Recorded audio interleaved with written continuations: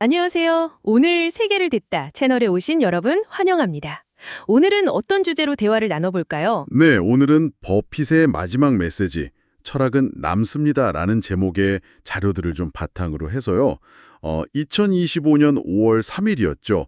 세상을 정말 깜짝 놀라게 했던 워렌 버핏의 은퇴 선언, 그리고 그가 남긴 여러 메시지들, 그 의미에 대해서 좀 더 깊이 들어가 볼까 합니다. 네, 2025년 5월 3일 네브래스카 오마하에서 열렸던 버키셔 해서웨이의 그 60번째 연례 주주 총회였잖아요. 네, 맞습니다. 거의 뭐 5시간 가까이 질의응답이 오가고 그 마무리될 즈음에 정말 누구도 예상하지 못했던 발표가 있었죠. 그랬죠. 현장 분위기가 어땠을까요?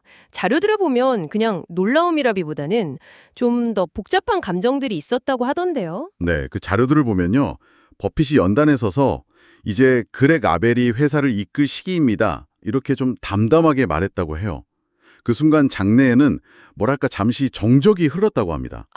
아무래도 거의 60년 가까이 버크셔를 이끌어온 그 상징적인 인물이잖아요. 그분의 퇴장이 이제 현실이 되는 순간이었으니까요.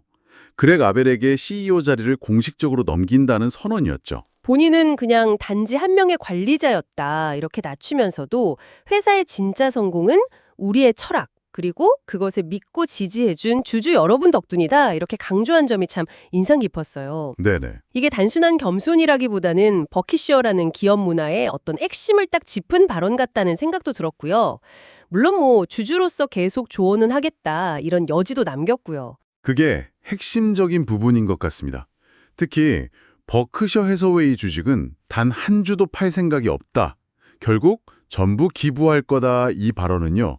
그분의 어떤 일관된 철학, 그러니까 부의 사회환원 의지를 다시 한번 딱 보여준 거죠. 자료에 묘사된 걸 보면 그 4만여 명 주주들이 다 일어나서 기립박수를 보냈다고 하는데 이게 그냥 예우 차원을 넘어서서 한 시대의 거장에 대한 어떤 존경, 그리고 아쉬움, 이런 감정들이 막 뒤섞인 그런 반응이었을 겁니다. 그의 은퇴 선언도 그렇지만 역시 또 빼놓을 수 없는 게 그 투자 철학이잖아요. 아, 그렇죠. 이해하지 못하는 사업에는 투자하지 않는다. 정말 유명한 원칙이죠.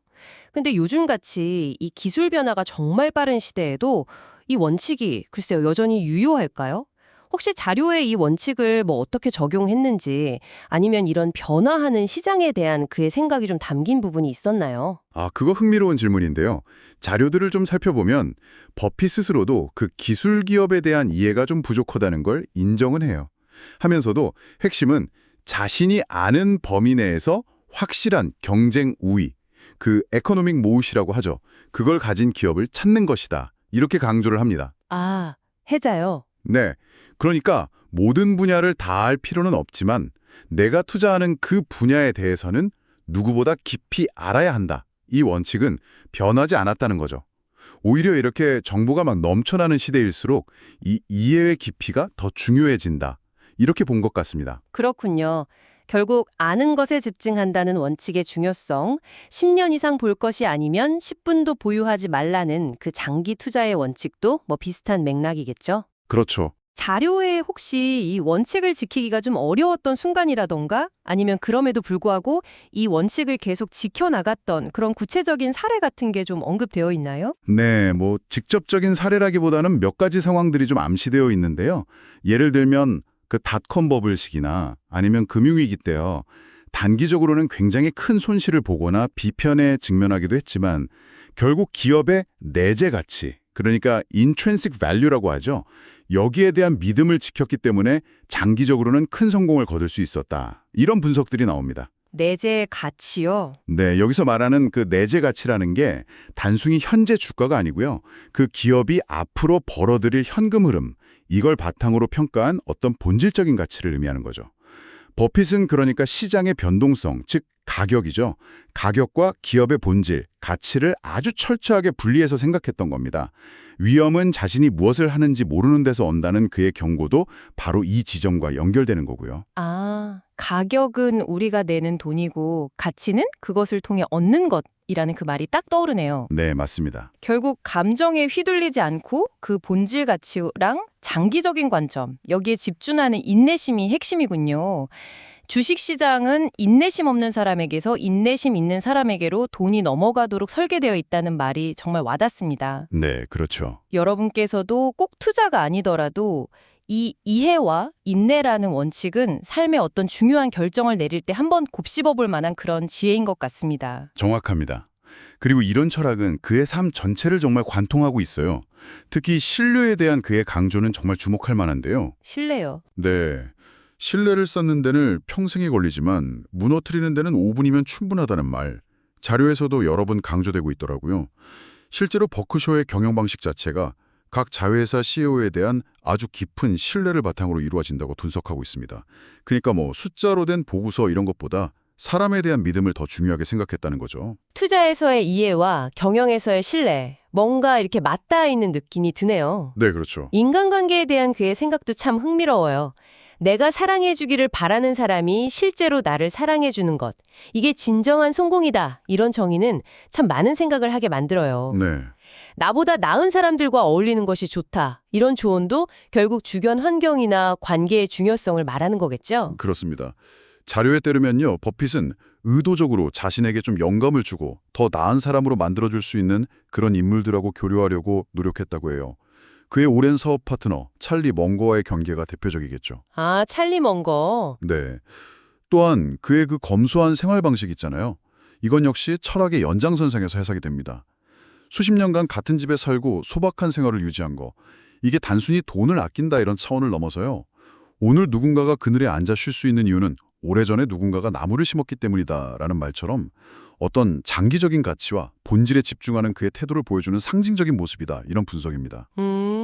그렇군요. 자신의 시간을 통제하라. 그러려면 노라고 말할 수 있어야 한다. 이런 조언도 같은 맥락에서 이해할 수 있고요. 정말 투자, 경영, 인생 전반에 걸쳐서 일관된 원칙들이 쭉 보이네요. 결국 그 은퇴 연설에서 나는 떠나도 철학은 남습니다. 라고 했을 때 그 철학이라는 게 바로 이런 핵심 가치들을 다 합친 거였군요. 네네. 자료들을 쭉 종합해보면 그렇습니다. 투자에서는 뭐 앞서 얘기했던 이해, 장기적인 안목, 가치와 가격의 구분, 리스크 관리 이런 것들이 핵심이고요. 인생에서는 신뢰, 의미 있는 관계, 검소함, 또 자기개발, 시간 관리 이런 것들이 그 축을 이루는 거죠. 네. 은퇴연설에서 무역은 무기가 되어서는 안 된다거나 미국 시스템은 여전히 최고의 투자 무대다라고 언급한 부분 있잖아요. 아, 네. 그런 언급도 있었죠. 네, 이런 부분들은 이런 개인적인 또 경영적인 철학이 사회나 경제 시스템에 대한 그의 어떤 거시적인 관점과 어떻게 연결되는지를 좀 보여주는 대목이라고 할 수 있습니다. 투자의 제1원칙으로 절대로 돈을 잃지 마라. 제2원칙은 제1원칙을 절대 잊지 마라. 라고 했던 그 유명한 말이 있잖아요. 아, 네, 있죠. 이 단순해 보이는 원칙 안에 사실은 그가 평생 지켜온 가치 중심, 리스크 회피, 장기적 관점 이런 철학들이 다 녹아 있는 것 같다는 생각이 드네요. 그의 메시지가 단순히 돈 버는 방법을 넘어서 어떤 삶의 지혜로 다가오는 이유가 바로 이것 때문이겠죠. 맞습니다. 그의 철학은 어떤 특정 시대나 분야에만 국한되는 게 아니라 보편성을 지니고 있는 것 같아요. 어떻게 투자할 것인가를 넘어서 어떻게 살아가고 또 무엇을 중요하게 여기면서 다음 세대에는 무엇을 남길 것인가에 대한 아주 깊은 성찰을 담고 있다. 이렇게 평가할 수 있습니다.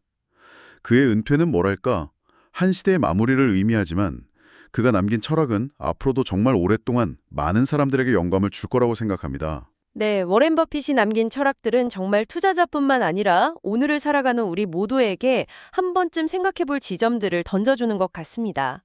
오늘 나눈 이야기 중에서 여러분의 마음을 가장 끈 원칙은 무엇이었나요? 그리고 그 원칙을 자신의 삶이나 일에 어떻게 적용해 볼 수 있을지 잠시 고민해 보는 시간을 가져보는 것은 어떨까 싶네요.